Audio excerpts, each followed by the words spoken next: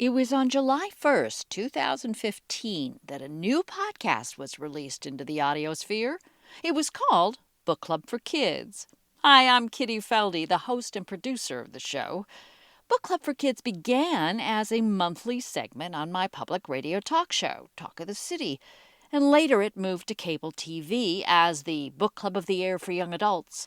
And finally, when the technology changed and podcasts became a thing, the show became a podcast. Well, we'll tell you more about it as we approach Book Club for Kids' 10th anniversary. Now, when I was a teenager, we'd listen every week to a local radio station's countdown of the top 10 songs of the week. So to start the celebration of 10 years as a podcast, we thought we would start by airing our 10 most popular episodes, starting with number 10. So give a listen to a discussion of Alan Gratz's novel, Refugee. It's the book club for kids. It's a book club for kids. It's the book club for kids. It's the book club for kids podcast. Hi, I'm Kitty Felde. Our book this week is Refugee, the tale of 3 kids trying to escape from 3 different countries, including Cuba. Castro's face was everywhere in Cuba, on billboards, on taxis, in picture frames on schoolroom walls, painted on the sides of buildings. Underneath this painting were the words, "Fight against the impossible and win." That's our celebrity reader, actress Amy Solano.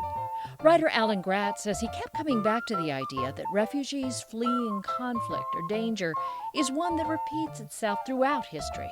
Part of the theme is that we keep doing the same thing over and over and over again. Tomorrow is always going to be the same if we don't change what we're doing right now. Our trio of readers from Washington Latin Public Charter School in Washington, D.C. put themselves in the shoes of those brave refugees. I think I would be really scared to leave my country, but I think that if it came down to it, I would step up. I hope so, at least. This is the Book Club for Kids, the show where kids talk about books. We'll tell you how you can be on the show a little later on, but first, let's meet our readers. Hi, my name is Danielle. Hi, my name is Sebastian. Hi, my name is Michaela, and we're all in 8th grade at Washington Latin Public Charter School, which is in Washington, D.C. So the book is called Refugee, and it's about these 3 characters, Yosef, Isabel, and Mahmoud. And they all have to move from their homes for 3 different reasons. Yosef is because he's a Jew in 1930s in Germany with Hitler. Mahmoud has to leave because he lives in Syria, and his apartment gets blown up. And Isabel has to leave because her father gets into a squabble with a police officer. One thing that they all have in common is they're refugees, and Joseph gets on a boat because his father they have 14 days to leave the country because his father gets let out from concentration camp, and him and his family get on a boat that's going to Cuba, but they can't really go to Cuba because Cuba can't welcome in any more refugees. Isabel is having trouble because she has to take a boat that someone made. So she just takes that from Cuba to Miami, which is a really long struggle, while she has her pregnant mother in the boat with them. And Mahmoud, he was traveling by car at first, then they walked, and then they had to catch a boat to Syria, all while trying to get to Germany. What I think is really cool, though, that at the end the stories connect together. Yeah, let's talk about that because I thought that was interesting. I thought, how can you sustain 3 separate stories throughout the whole book? What did you think about the way the author sort of tied it all together? Well, at first I was really confused because there were just 3 stories and it was weird to have to switch and remember what had happened with the last story. But then at the end, when they all tied together, I just thought it made the book really interesting because the way that all of them in the end connected to one another just made it even more interesting. Was this like anything else you've read before, either in structure or in topic? I've never read a book that had 3 characters in 3 different times, but I have read a book with 2 separate main characters and you had to switch back and forth. Is that an effective way of storytelling for you? I don't really know. It was interesting, but I like it when it's just one main character. It's easier for me to keep in my head. I thought it was pretty cool because it focused on more than one refugee. Like, when we think of refugee, you think of, like, people in Afghanistan and Pakistan trying to get into Turkey. But in this story, there's actually refugees coming from Cuba and Germany because of similar reasons, but it all, like, connects to the real world, which I thought was pretty cool. I really liked the different time zones because usually having 2 different characters really confuses me, and so let alone 3 different characters. It was a little bit overwhelming, but the time zone thing was the most interesting to me because Mahmoud's story was pretty recent. It was in 2017, but then Joseph's story was pretty far, like, away from today, so I thought that was just interesting to read about, although usually I don't read books like that. One of those refugees is trying to flee Cuba in a homemade raft. Let's hear a bit from that scene, read by our celebrity reader, Amy Solano.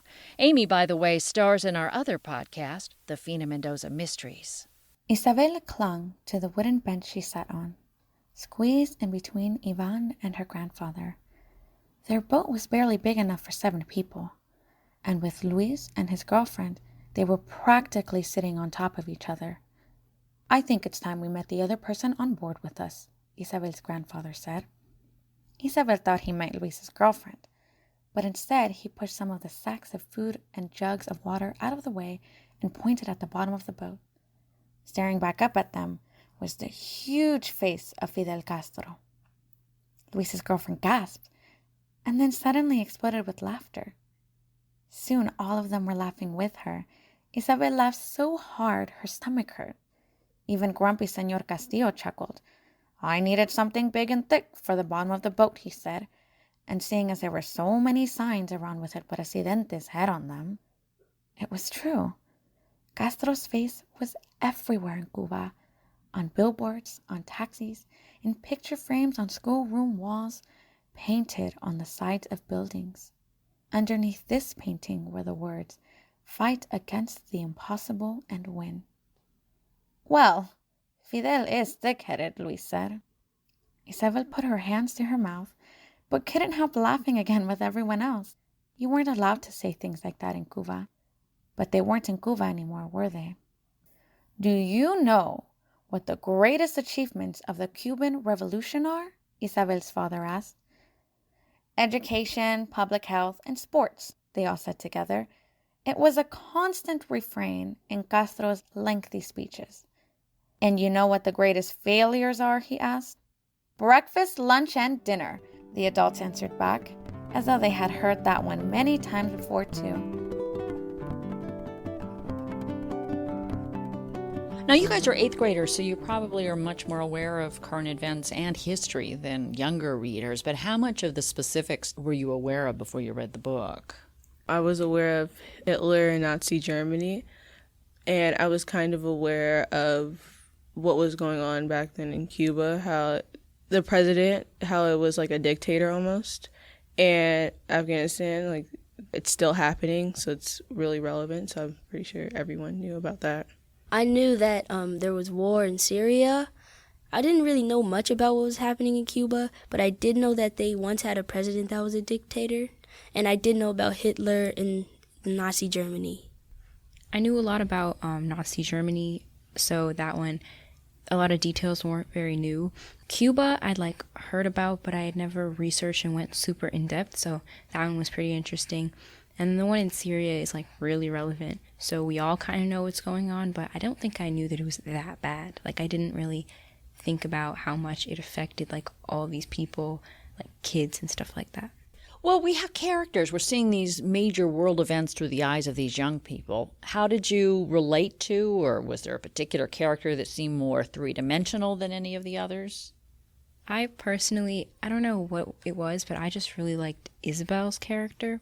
I thought that her story was the most interesting because even though she only took one form of transportation, it was still really interesting to the point where her best friend's older brother was a police officer, so their boat got shot at when they were trying to get in and run away, because even though the dictator of Cuba said that you could leave, they were abandoners. And then everything in her story, I just enjoyed that one the most. What about her as a character? Did she feel like a person you knew?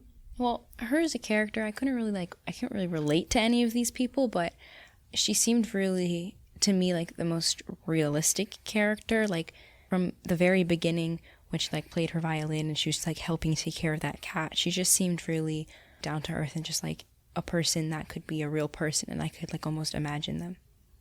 There's 2 boys in the book, Sebastian. Did you relate to either of them more? I can't really relate to them, but I liked how both of them became leaders in their family.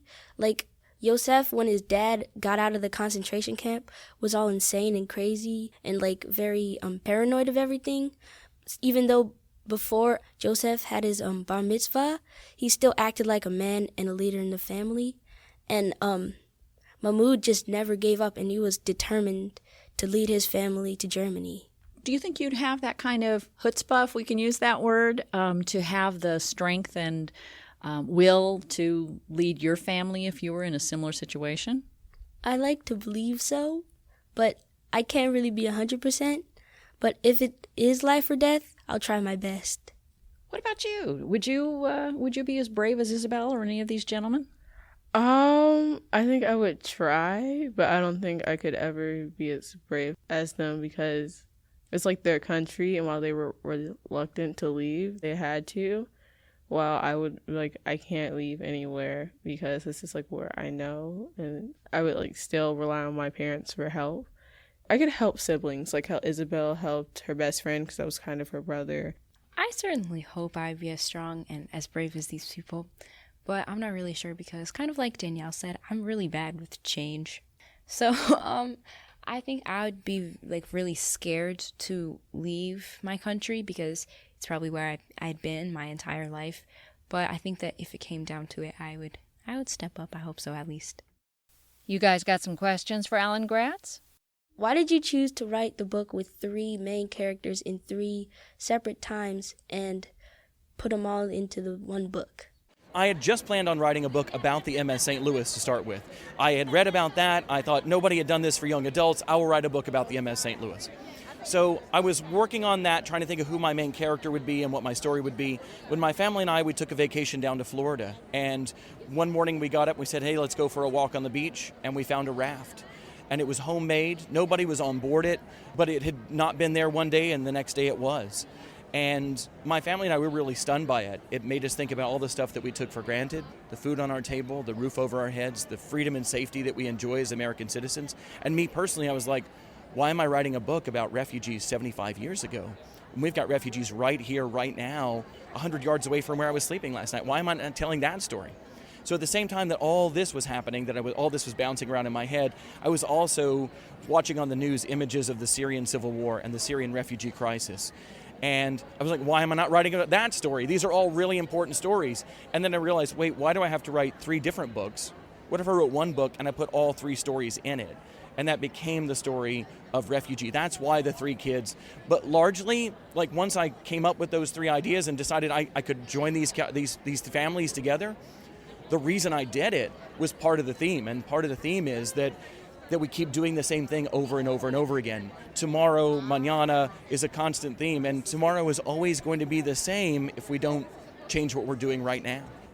How did you research these 3 people and find out that their stories intertwined, but just barely? It was small, but it was meaningful. So how did you figure that out and research it?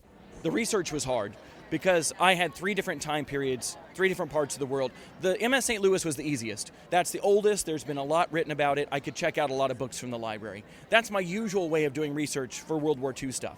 But then when I wrote about the Cuban refugees, that was harder because it happened in the 90s, so it's got some books about it, but there's more interviews. There are people who are still alive who have gone through this, who came to America as refugees on rafts.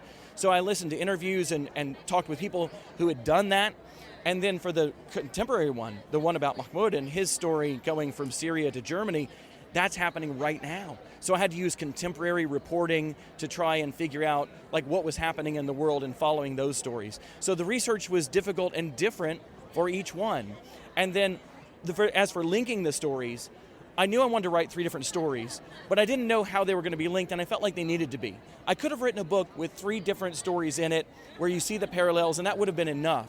But I felt like for a novel, this should be something where it's one bigger story with 3 different families over time, but they are all linked. And it wasn't until I came up with that connection that I knew I had a book, and that's when I started writing the book. Why does Joseph's story just end on like a cliffhanger? Not all the stories end well. Not all refugee stories end well. And one of the hard truths about what I read about was that people are separated from their families. People get sick and hurt along the way. People die along the way. And they don't always end up in a place of safety. And I wanted to show that. And so with one of the characters, with Joseph, his story sort of ends and we don't find out what happened to him until somebody else's story fills in the blanks for us. And that was a difficult choice to make, but the things that he would have gone through after that, he was essentially taken to concentration camps after that. That's a whole other book on its own.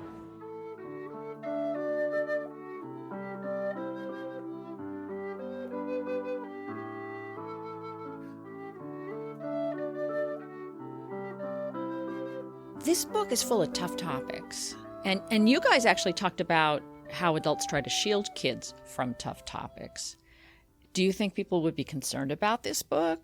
For like certain ages, I know like elementary school, I don't think it's like they're not ready to like be here. I'm not saying like don't tell them about it. I'm just saying like you can read it, but they have to be like mature enough and like understand that these things actually happen and that it's not like something to joke around with. Like this is the real world and you just have to accept it for what it is, even though it's not okay. I think people should know the book and read the book so they can know more about the past and the present events through kids' eyes and know what life could be like if you were them. Why do you think it's important to see the world through kids' eyes? Because if kids are reading the book, they're just like, oh, my life is great, but then they can see the hardships of other people's and other kids, especially lives, and say, oh yeah, now I know that I'm privileged. Well, I think that for kids and adults, but like kids in particular, it's really good and interesting that this book is written from kids' point of view, because that way if you let a young kid read it, I guess, then they can realize how bad the world is, but not just to adults, to kids as well, because they might be thinking, oh yeah, but you know, like war is only for adults and stuff like that, so we don't have to worry about yet. No nightmares for any of you guys, though. Mm-mm. Yeah. I had to stop in the middle because I thought, oh gosh, I want to go do something else and then come back. When I started reading it, I was like on page 74 and I just stopped reading it for a while because I was like, this is so sad that kids this age, like my age, are going through this and that no one's really helping. Like people are trying to help but not really because they just don't know what to do and like how to help them. I got like really sad. I didn't cry, but it was really it kind of hit when like they turned the boat back that he was on from Cuba, because I was like, wow, you know, like you could have helped all of these people, but instead you sent it back. You could have saved all of them, and instead you sent them back knowing that they were probably going to die. Right now, you know, there's this debate going on because the United States has taken in so few Syrian refugees. I mean, any thoughts about that? And where do you draw the line? I mean, that's the whole thing. If the whole world's in chaos right now, many people in Venezuela are trying to come north. Many people from flooded areas are trying to move, you know, to get away from climate change ills. Where does your responsibility as a society and a country, where do you draw that line? I would say I would draw the line if like they make like a peaceful protest and it turns ugly, like it gets violent and people are starting to hurt one another. I would draw the line there. But if us as a country can do something to help them or work with other countries to help them, then I say we should. I just feel like you should be allowing these people into our country. And if you say the country's too crowded, then try to help them like where they already are. But these are people, and I think that as a society, like America should be trying to help them. We always like to ask the hardest question last, and that is, what is your favorite book and why? Okay, my favorite book is called Diary of a Wimpy Kid, The Long Haul. I love it because I got it and the author signed it for me. It wasn't a read aloud, but he kind of introduced the book to me, and I loved the book because it was funny. It was also through a kid's point of view, and the kid had many siblings, and I have siblings, and so it was kind of really relatable. Well, my favorite book right now, it's honestly always changing, is The Hate U Give, just because It's so good. So yeah, I thought it was just like a really touching and meaningful book, and the girl star in it, she was like an amazing character. I could relate to her in like so many ways because she had this problem of like being in Garden Heights, which is like the place where she like lives, and then going to this really like private, really nice school. And it's a really like relevant topic about how her friend had gotten shot. It's all happening right now, and then all this police brutality stuff is going around, and I just thought that it was a really good book, and it came out at the right time because it brought awareness to the subject. Okay, like Michaela, I honestly love The Hate You Give, but one of my all-time favorites, everyone hates it, I don't know why, is Twilight. I don't know, it's something about like the love triangle. Like I normally hate love triangles, but in this book, the way the author does it is so like nice. Honestly, I love it because of the way it's written. I've yet to find another book written like Twilight that I love. What's your favorite, Amy Solano? My favorite book is Alice's Adventures in Wonderland, written by Lewis Carroll. It is my favorite book because of how absurd it is. It is nonsensical and humorous. It's my favorite book because Alice is such a brave character.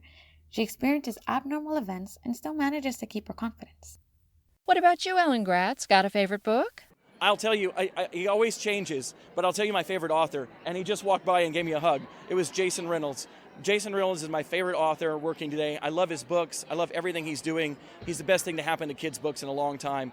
Well, and we should mention we've done As Brave as You, and we'll put a link to that on our website at bookclubforkids.org. And if you're a school librarian or a teacher, you can get your students on the Book Club for Kids podcast too. All you need is a smartphone. Just send us an email to kitty@bookclubforkids.org, and we will send you all the information. That's Kitty, Kitty, @bookclubforkids.org. Thanks this week to producer Ilse Setziel.